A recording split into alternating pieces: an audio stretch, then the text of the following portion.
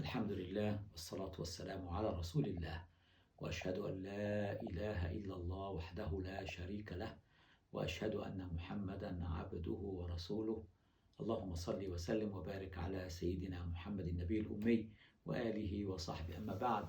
My dear brothers and sisters, my dear children, Assalamu alaikum wa rahmatullahi wa barakatuh.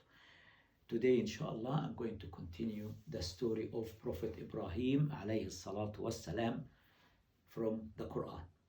You may recall last week I mentioned that Ibrahim invited his father to the one true God, and he used special message or he method to convince his father to denounce the idols he was worshipping and to believe in the one true God.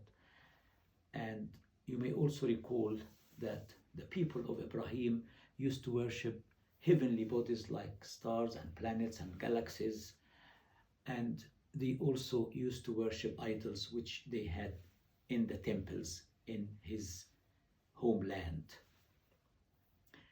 Today, inshallah, I'm going to talk about how did Ibrahim define God to his father and his people. In Surah Al-Shu'ara, chapter 26, the poets, starting from verse 69. أعوذ بالله من الشيطان الرجيم وَاتْلُ عَلَيْهِمْ نَبَأَ إِبْرَاهِيمَ, and rehearse to them something of the story of Ibrahim. Allah subhanahu wa ta'ala is saying this to Prophet Muhammad sallallahu alayhi wa sallam, and this verse is followed by a section or a part of the life or a snapshot into the life of Ibrahim alayhi salatu wassalam.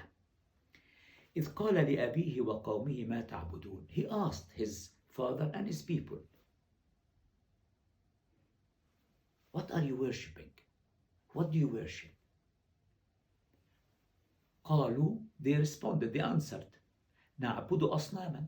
We worship idols, we worship these statues. فنظل لها عاكفين, and we remain constantly in attendance on them. You know, when you do i'tikaf in the mosque, at any time of the year, you are there in seclusion on your own, and you are sitting there doing i'tikaf to pray to the one true God. These people used to do the i'tikaf in front of the idols. So they are showing their devotion to the idols by sitting there and just watching them and looking at them. قال هل يسمعونكم إذ تدعون. Do they hear you when you call upon them?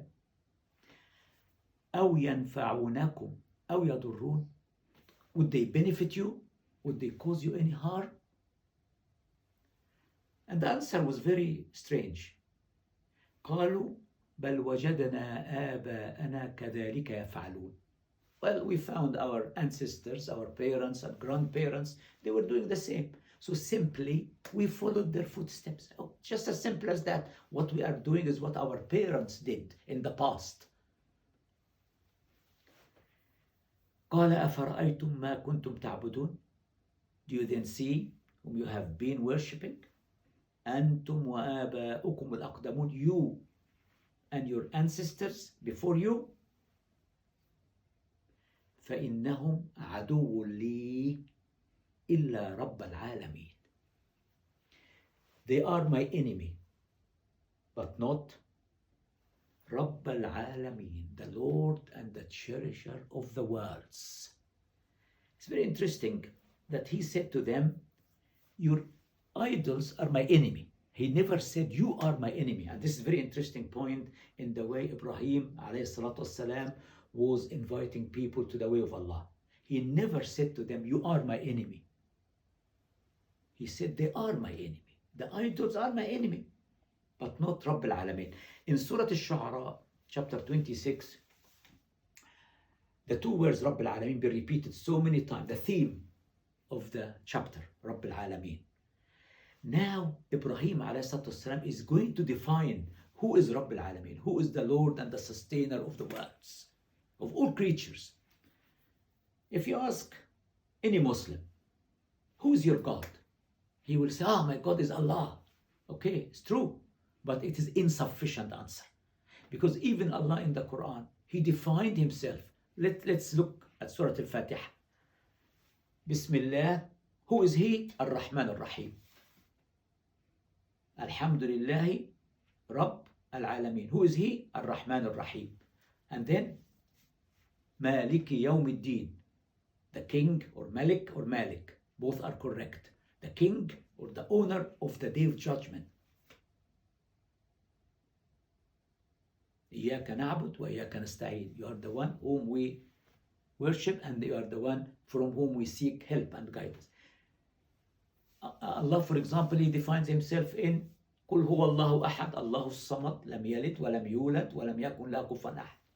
Allah subhanahu wa ta'ala defines Himself when He talks about His attributes. وَلِلَّهِ الْأَسْمَاءُ الْحُسْنَى فَادْعُوهُ بِهَا. To Allah belongs all the beautiful names, so call Him with them. والله الذي لا إله إلا هو عالم الغيب والشهادة هو الرحمن الرحيم هو الله الذي لا إله إلا هو الملك القدوس السلام المؤمن المهيمن العزيز الجبار. So Allah defines Himself in almost every chapter in the Quran. Allah is telling us who is He. It's very important to understand that.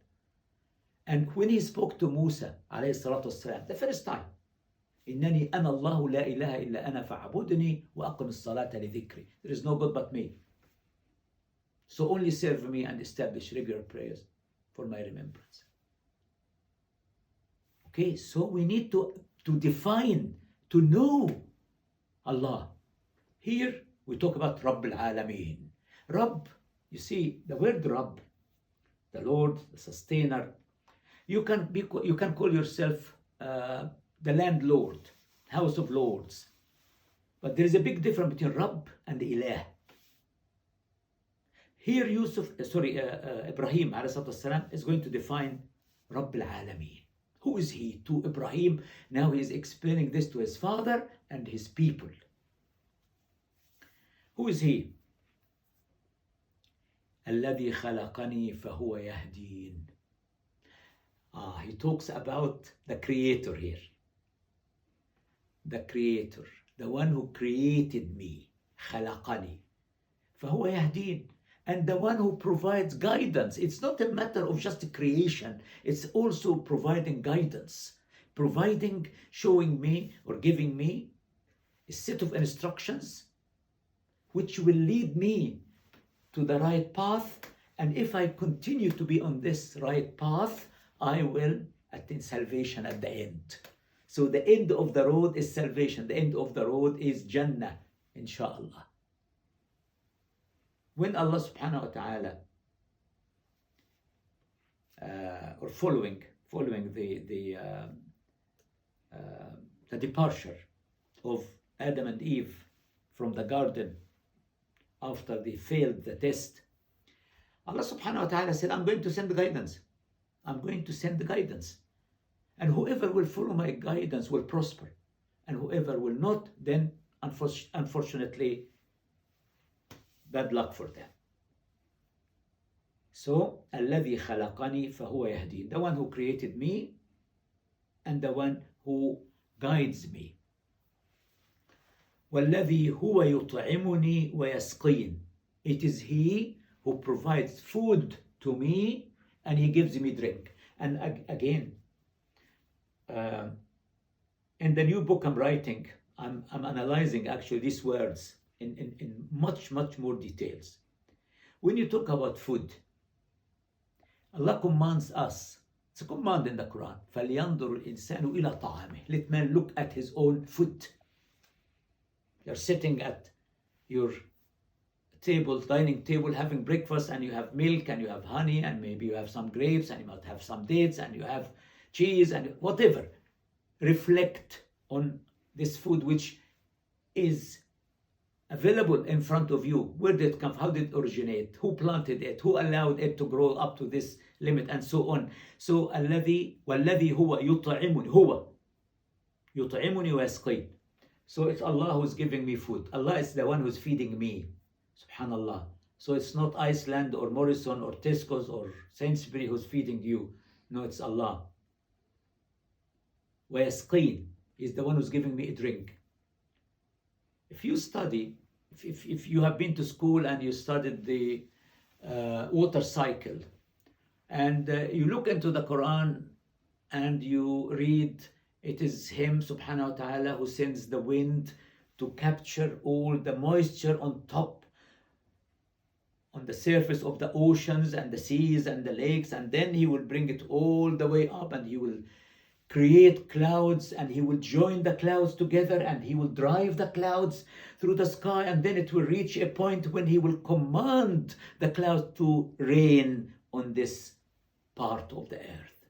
And then Allah challenges us in Surah Al-Waqi'ah. أَفَرَأَيْتُمُ الْمَاءَ الَّذِي تَشْرَبُونَ? Have you seen the water you are drinking? Is it you who brought it down from the clouds, or it is me? Was it us who squeezed the clouds to bring the water down, or it was Him subhanahu wa ta'ala? And then He says, if He would have willed, He would have turned the fresh water which is coming from the clouds into salt, into salty water. You see, the water originated on the surface of the salty oceans and seas. Look at the miracle here. And when the water evaporates from the ocean and the seas, salty water, it produces sweet vapor, sweet moisture. You can't even see it with your eyes. But Allah subhanahu wa ta'ala sent the wind to collect, just to collect this. Ibrahim is saying that to them. It is Him who provides food, and it is Him who gives me a drink. Subhanahu wa ta'ala. وَإِذَا مَرِضْتُ فَهُوَ يَشْفِينَ. And when I get ill, I might have done something wrong. I've been ordered to wear a mask, and I went into a crowd and I didn't bother about it, and because of my misconduct, I became ill. He didn't say وَإِذَا أَمْرَضَنِي, if you make me ill. No, He said وَإِذَا مَرِضْتُ, when I become ill. Maybe I did not take my blood pressure tablets, and then I had very high blood pressure. And what happened? I had a bleed on my brain. Why? Because I neglected my medication. I did not take it at the right time. It's me. فَهُوَ يَشْفِينَ. It is Him who will make me recover. He will make, it's not my GP. It's not my doctor. It's not the consultant I had to pay 500, 600 pounds to go to see. No. It is the will of Allah subhanahu wa ta'ala to inspire this doctor to have the right diagnosis, to write the right prescription for your body to react to the medication. It's Allah. So Ibrahim is talking about things which people can feel. He's talking about food and drink, about guidance, about health. And Allah subhanahu wa ta'ala, that's why we say, when Job had so many calamities, what did he say? Rabbi inni massani ad-durru wa anta arhamur. Oh my Lord, hardship in fact touched me, and you are the most merciful. In another verse he said, Rabbi inni massani ash-shaytanu binusbin wa adab. Oh my Lord, Satan touched me with something so painful, so terrible. I was asking Allah to save him. In the next verse, verse 81, وَالَّذِي يُمِيتُنِي ثُمَّ يُحْيِينَ. He is the one who is going to cause me to die. So He is the one who created me and fed me and gave me a drink and gave me good health. And He guided me from the very beginning. And then at the end, when my time is up, He's going to take my soul and I'm going to die. I'm going to live here. Is that the end? No, it's not the end. Because man is created to live forever. The soul is eternal because it is from Allah subhanahu wa ta'ala. So what will happen? The body will decay, will be turned into dust, maybe recycled into a brick on the wall or a tile on the floor, but the soul will remain there. So you are created to live forever, but in different forms, in different shapes. From the moment you existed in the book of creation, then in your mother's womb, then out in this life, then into your grave, and then coming back to life again. So Ibrahim is telling them, if you think that death is the end, you are wrong. وَالَّذِي يُمِيتُنِي ثُمَّ يُحْيِينِ. It is him who is going to cause me to die, and then he is the one who will give me life again. What a beautiful, beautiful statement made by such a wonderful man, Ibrahim alayhi salatu wassalam.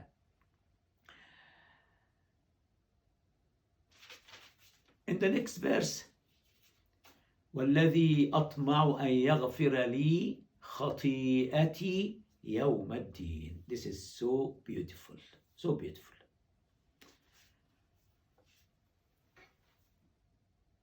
Ibrahim is not claiming to be 100% pure or 100% innocent. And he is saying, yes, it is him who will cause me to die, and it is him who's going to give me life again.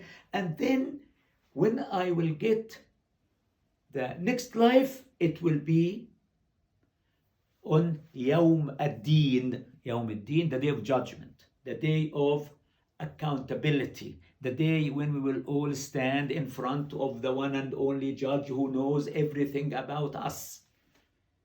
And what do we want?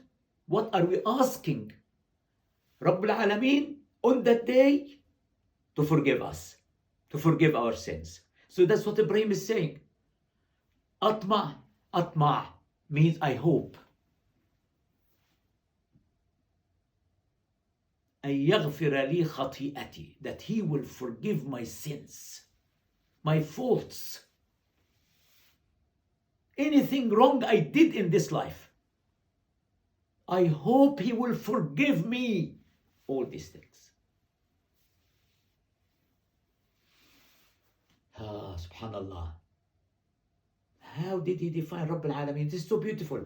Very often I get a couple coming to see me. They want to get married, and maybe they are of different religion. The boy might be Muslim, the girl might be non-Muslim, or vice versa. And sometimes I have people who are atheists, they don't believe in God, or people who worship idols. And I use exactly the same strategy or the same method or style which Ibrahim used with his own father and people. Exactly the same.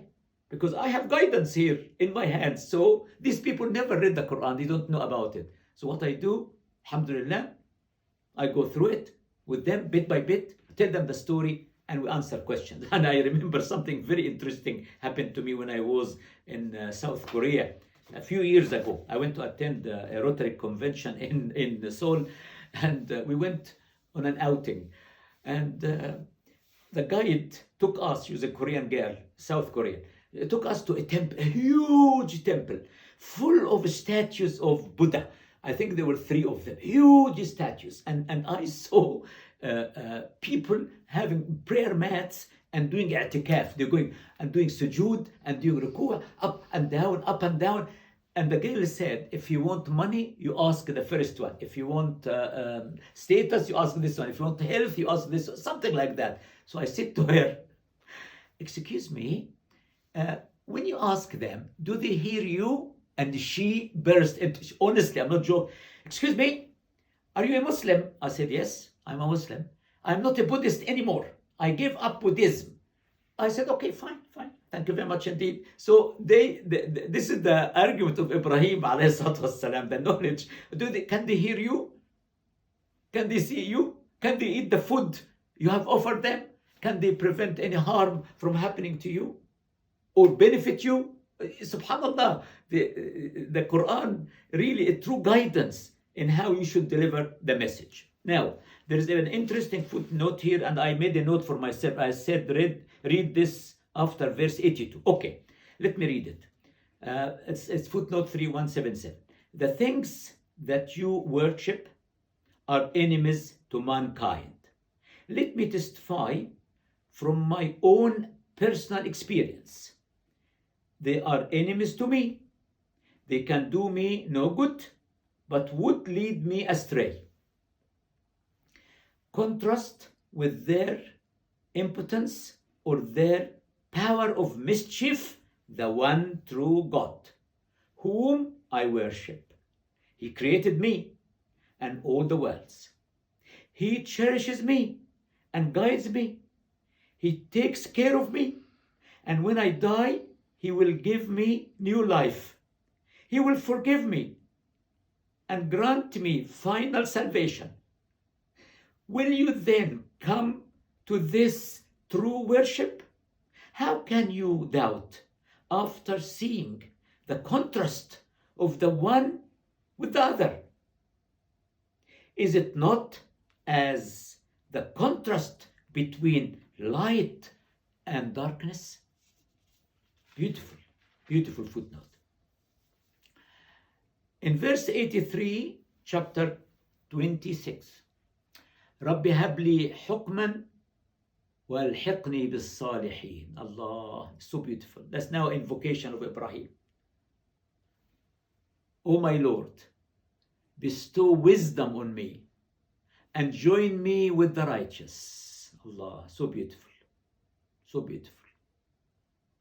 Having shown clearly the distinction between the false and the true, Ibrahim now shows in the form of a prayer what his inmost wishes are.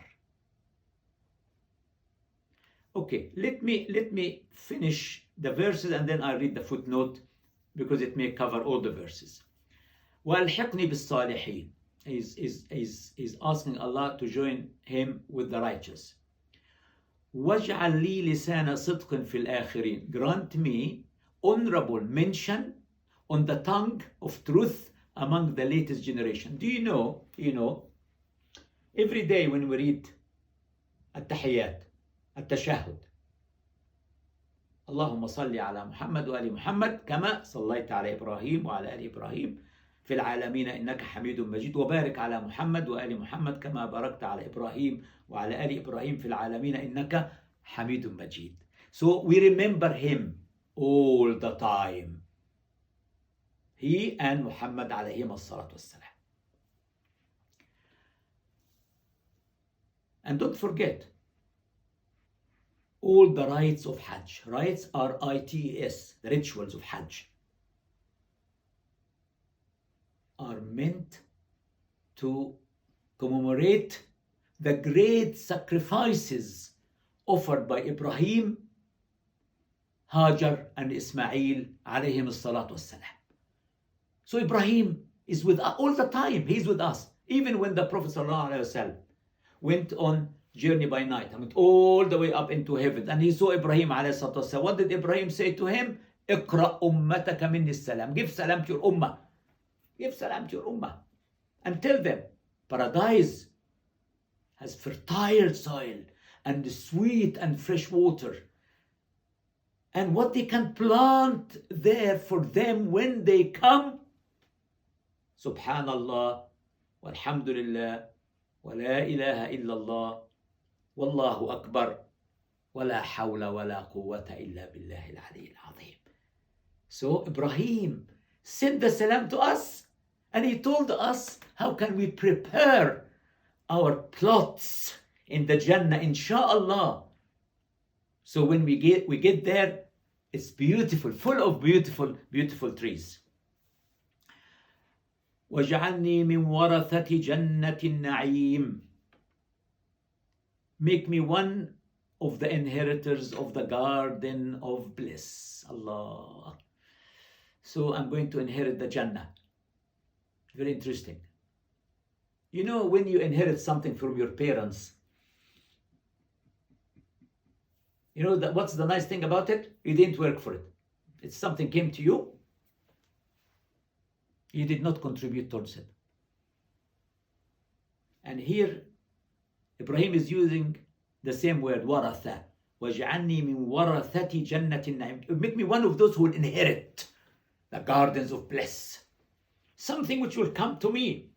Okay, maybe it's decided by Allah subhanahu wa ta'ala. It's him who will decide where, which position, which station. Okay, fine. But this is a beautiful dua. Make me one of the inheritors of the garden of bliss. جنة النعيم. واغفر لأبي إنه كان من الضالين. Forgive my father. He was among those who went astray. But when he realized that father died as a kafir, as an enemy, as a mushrik, as an enemy to Allah, Quran says that. He stopped praying for him. Khalas. I can pray for my parents who are maybe idol worshippers. Yes, as long as they are alive, I'll pray for them. For hidayah, for guidance. Even if my mother is an idol worshipper, she is not well, I go to visit her because Allah commands me to do that, to be kind to them. I go to visit her, maybe I read a dua for her, maybe I ask Allah to guide her, give her good health. But the moment she dies, and I know well that she died as a mushrik, then I have to stop praying for her. وَلَا تُخْزِنِي يَوْمَ يُبْعَثُونَ. Don't let me down, please, or don't let me be in disgrace on the day when people will be raised up. يَوْمَ لَا يَنْفَعُ مَالٌ وَلَا بَنُونَ. This is the day when no wealth, no money, no sons will avail. You will benefit nothing out of your wealth or out of your children. Here Allah clearly says Banun, sons. So if you think you can rely on your sons in this life to help you and support you and come to visit you, and they represent a big gang around you to protect you, unfortunately on that day there, nothing will help. Neither your money, your wealth, your properties, nor your own sons. What will benefit on that day? إِلَّا مَنْ أَتَى اللَّهَ بِقَلْبٍ سَلِيمٍ. But only he will prosper that brings to Allah or come to Allah with a sound heart. Qalb Salim. Intact, pure, no jealousy, no hatred. I made a list actually of some of these attributes. A sound heart, pure, intact, no malice, no jealousy, no evil, no envy, no arrogance, no showing off, no ego, no hatred, no hypocrisy, ready to forgive and forget and overlook, no self-pride. Honestly, all of us, including myself, do you think this list doesn't apply to us all? It does. It does. Because none of us, including myself, has really qalb salim. None of us. So what should we do? We should work around. We should try to purify our hearts. إِلَّا مَنْ أَتَى اللَّهَ بِقَلْبٍ سَلِيمٍ. What a beautiful, beautiful ending of the prayer of what Ibrahim ﷺ. Let me go back now to footnote 3178, having shown clearly the distinction between the false and the true. Abraham now shows in the form of a prayer what his inmost wishes are. One, he wants his own soul enlightened with divine wisdom. And two, his heart and life filled with righteousness. Three, he will not be content with working for himself or his own generation. His view extends to all future generations. Number four, and of course, he wishes to attain the goal of the righteous, the garden of the bliss, the gardens or the garden of the bliss of the divine countenance. But he is not content with this. For five, he wants his father and relatives to share in the spiritual joy. so that he can proudly see all whom he can reach in an honorable station, contrasted with disgrace on the day of judgment. Footnote 3180. Now we have a vision of the day of judgment. Nothing will then avail except a pure heart. All sorts of the so-called good deeds of this world without the motive of purity will be useless. The contrast of the garden of bliss with the fire of misery will be plainly visible. Evil will be shown in its true colors, isolated, helpless, cursing, and despairing, and all chances will then have been lost. أقول قولي هذا وأستغفر الله لي ولكم ولسائر المؤمنين فاستغفروه إنه غفور رحيم. ربنا ظلمنا أنفسنا وإن لم تغفر لنا وترحمنا لنكونن من الخاسرين. رب إني ظلمت نفسي فاغفر لي، لا إله إلا أنت سبحانك إني كنت من الظالمين. رب اجعلني مقيم الصلاة ومن ذريتي، ربنا وتقبل دعاء. ربنا اغفر لي ولوالدي وللمؤمنين يوم يقوم الحساب. رب ارحمهما كما ربياني صغيرا. ربنا هب لنا من أزواجنا وذرياتنا قرة أعين واجعلنا للمتقين إماما. ربنا اصرف عنا عذاب جهنم إن عذابها كان غراما إنها ساءت مستقرا ومقاما. اللهم اشف مرضانا، اللهم اشف مرضانا، اللهم ارحم موتانا، اللهم ارحم موتانا، اللهم اقض الدين عن المدينين وفرج هم المهمومين ونفس كرب المكروبين وفك أسر المأسورين. وصل اللهم وسلم وبارك على سيدنا ونبينا محمد وآله وصحبه أجمعين. سبحان ربك رب العزة عما يصفون وسلام على المرسلين والحمد لله رب العالمين.